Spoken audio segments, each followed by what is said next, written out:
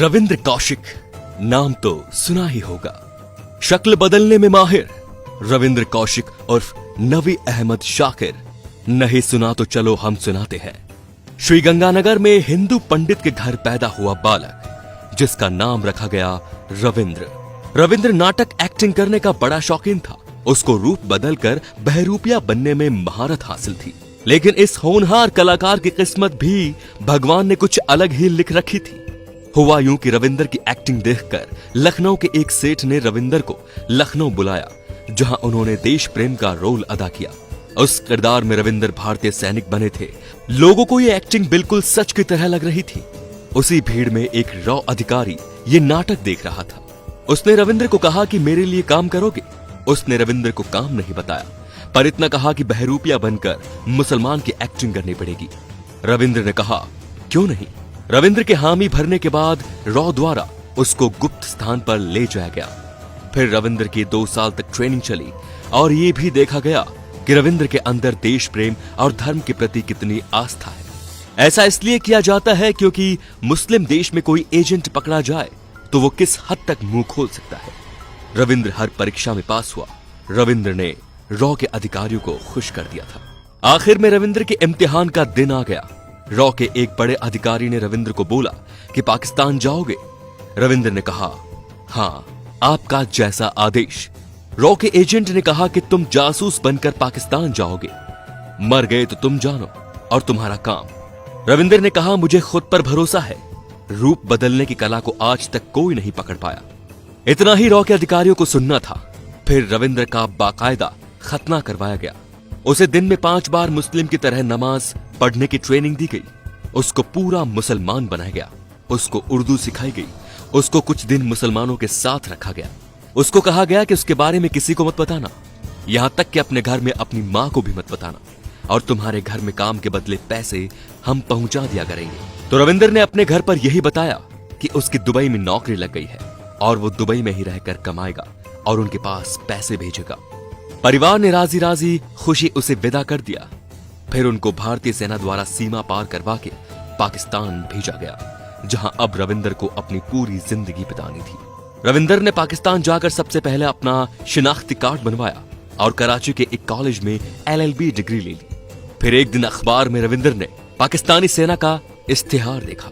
कहा जाता है कि रविंद्र उर्फ नवी अहमद शाकिर ने पाकिस्तानी सेना को अपने काम से इतना खुश कर दिया था कि सेना में वो मेजर के पद तक पहुंच गए थे। पाकिस्तान में मेजर का पद काफी ओहदा रखता है। और अंत में उन्होंने अपने सीनियर अधिकारी चकीवर शेख की बेटी फातिमा से शादी कर ली। फातिमा से रविंद्र दिल से प्यार करते थे, पर रविंद्र ने फातिमा को कभी नहीं बताया कि वो उसके देश की जासूसी कर रहा है और वो भारतीय हिंदू है, और मुसलमान बनकर उससे शादी की। वो भारत को पाकिस्तान से कई महत्वपूर्ण सूचनाएं भेज रहा था। इधर रॉ के अधिकारी खुश और पाकिस्तान में पाकिस्तानी सेना उसके काम से खुश। सब बढ़िया चल रहा था, पर कांग्रेस की सरकार से एक बहुत बड़ी चूक हो गई। हुआ यूं कि कांग्रेस की सरकार चाहती थी कि रविंद्र की सहायता के लिए एक और आदमी पाकिस्तान भेजा जाए। रविंद्र से इस बारे में जब पूछा गया तो रविंद्र ने कहा मुझे किसी की जरूरत नहीं है, मैं अकेला ही काम कर लूंगा। और कांग्रेस सरकार के दबाव में रविंद्र को हामी भरनी पड़ी। फिर एक और रॉ के एजेंट को तैयार करके पाकिस्तान रवाना किया गया। उसने भारत बॉर्डर तो पार कर लिया, पर रुक गया एक होटल पर चाय पीने, जहां कुछ पाकिस्तानी सैनिक पहले से ही बैठे थे। उन सैनिकों को इस एजेंट की बोलचाल से शक हो गया। सैनिकों ने उस एजेंट को पकड़ लिया और पूछा कि कौन हो तुम।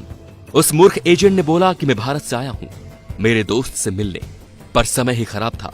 उनमें से एक ने कहा बुला कौन है तेरा दोस्त, नहीं तो गोली मार दूंगा। इतना सुनते ही वो रॉ का एजेंट शुरू हो गया और बोला कि मैं रॉ का एजेंट हूं, यहां पर मौजूद पहले से ही रॉ के एजेंट की मदद करने आया हूं, और जो आपके सेना में मेजर है जिसने हिंदू होते हुए भी मुस्लिम लड़की से शादी की, ये सब उसने बोल दिया। पाकिस्तानी सेना एकदम हक्का बक्का रह गई। सेना के एक सैनिक ने कहा तुम उससे कहां पर मिलने वाले थे? उससे उसी प्लान के मुताबिक मिलो, पर उसे शक नहीं होना चाहिए। प्लान के मुताबिक सुबह उसने रविंद्र को जिन्ना उद्यान में बुलाया। रविंद्र समय पर पहुंच गया। दोनों ने हाथ मिलाया। पहले से ताक में बैठे पाक सैनिकों ने रविंद्र को दबोच लिया। खैर रविंद्र को डाल दिया गया पाकिस्तान की अंडरग्राउंड जेल में, जहां न सूरज की रोशनी थी न चांद की ठंडक थी तो बस गुमनामी। कहते हैं रविंदर को उस बैरक में 12 दिनों तक बिना खाने के रखा। रविंदर के लिए जेल की बैरक के ऊपर से पानी डाला जाता था, उतना ही जीना कि वो जीवित रह सके। रविंदर जेल में चाट चाट कर पानी पीते थे। 12 दिन बाद रविंदर को अदालत में पेश किया गया, जहां उन्हें फांसी की सजा सुनाई गई। पर पाकिस्तान की कुछ मानवाधिकार वाली संस्थाओं ने इस फांसी को उम्र कैद में तब्दील करवा दिया। रविंद्र को 12 दिन तक उस गुप्त बंद कमरे में रखने से रविंद्र को हृदय की बीमारी हो गई, जिसका न तो पाकिस्तान की जेल ने इलाज करवाया और न ही उन्होंने इसका हाल जानना चाहा। रविंद्र को अब रोज सुबह से शाम तक खाने में पिटाई, भयंकर पिटाई के अलावा कुछ नहीं मिलता था। इस बीच रविंद्र अपने घर पर खत भी लिखा करता था, जो आज भी उसके घर पर मौजूद है, जिसमें रविंद्र लिखा करता था कि मैं कोई दुबई वुबई कमाने नहीं गया, मैं जासूसी करने पाकिस्तान गया हूं, जहां मुझे भारत सरकार की गलती के कारण धर लिया गया है। मैं भारत सरकार के लिए इस पराये मुल्क के लिए आया। मैंने उसको जानकारियां दी, मैंने उनको सन 71 के युद्ध को जीतने में बहुत सहायता की। इंदिरा गांधी ने मुझे ब्लैक टाइगर की उपाधि दी। अब मुझे टीबी और हृदय रोग हो गया है, जिसका इलाज इस मुल्क में नहीं है। मुझे बचा लो, मैं भारत की जमीन पर मरना चाहता हूँ। रविंद्र के पिता बार बार भारत के नेताओं से मिलते रहे। नेताओं ने इतना ही कहा कि उसने एग्रीमेंट साइन किया है कि पकड़ा गया तो उसकी कोई सहायता नहीं होगी। और अंत में 2001 में पाकिस्तानी टॉर्चर सहते सहते रविंद्र ने पाकिस्तान की जेल में प्राण त्याग दिए। भारत सरकार ने रविंद्र का शव लेने से भी इनकार कर दिया। पाकिस्तान की नीचता भी गजब है। उन लोगों ने रविंद्र का शव कचरे के साथ जला दिया। कहा जाता है कि रविंद्र की मुस्लिम पत्नी भी उससे मिलने एक बार जेल आई थी। उसने बस यही पूछा था कि क्यों किया मेरे साथ ऐसा। रविंद्र का जवाब था, मेरे देश के लिए। फिर वो उससे मिलने कभी नहीं आई। रविंद्र और उस मुस्लिम महिला का एक बेटा भी है, जो पाकिस्तान में ही रहता है। रविंद्र इतना महान रूप बदलू था कि वो पाकिस्तानी फौज में मेजर रहते हुए 5 बार अपने परिवार से मिलने आया था और ऐसे छुट्टियां बिताई जैसे कोई भारतीय फौजी अपने घर पर छुट्टियां बिताने आता हो। पर कभी पाकिस्तान को उस पर शक नहीं हुआ। बस कांग्रेस सरकार की एक छोटी सी गलती रविंद्र को ले डूबी। तो ऐसे महान वीरों के लिए एक शेर तो बनता है दोस्तों, भारत मां के सच्चे सपूत को मेरा दिल से सलाम। भारत माता की जय। धन्यवाद।